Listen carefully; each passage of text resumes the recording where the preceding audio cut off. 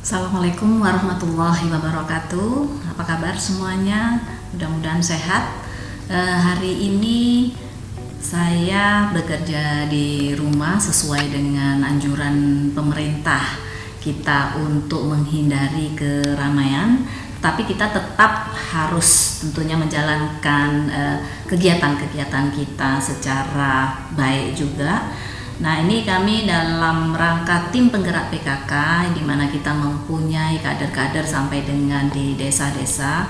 Kita ingin nantinya bagaimana tentang COVID, pengetahuan tentang COVID-19, apa itu COVID-19, kemudian bagaimana pencegahannya dan apa-apa yang harus diperhatikan masyarakat agar tentunya kita ingin mencegah COVID-19 ini untuk masuk ke wilayah Aceh yang alhamdulillah sampai saat ini belum. Jadi ini yang kita upayakan adalah melakukan komunikasi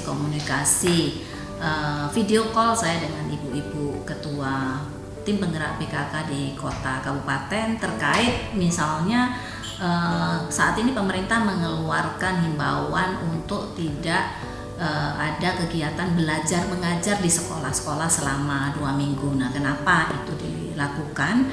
Itu adalah bagaimana kita untuk 14 hari itu adalah masa inkubasi dari yang dikeluarkan oleh WHO.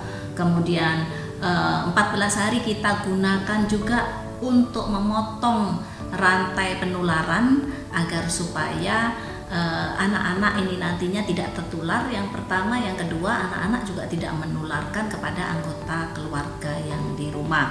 Dan ini mudah-mudahan kalau dengan adanya kita berikan sosialisasi sampai ke desa-desa, di mana saat ini sudah libur, orang tua akan mengerti, jangan nantinya dibiarkan anak-anak ini malah bermain-main ke tempat-tempat umum, berkumpul-kumpul, pergi ke warung-warung kopi dan lain sebagainya. Jadi 14 hari kita gunakan untuk menghindari keramaian, di rumah saja, jaga jarak dan jangan lupa berperilaku sehat seperti mencuci tangan dan lain sebagainya.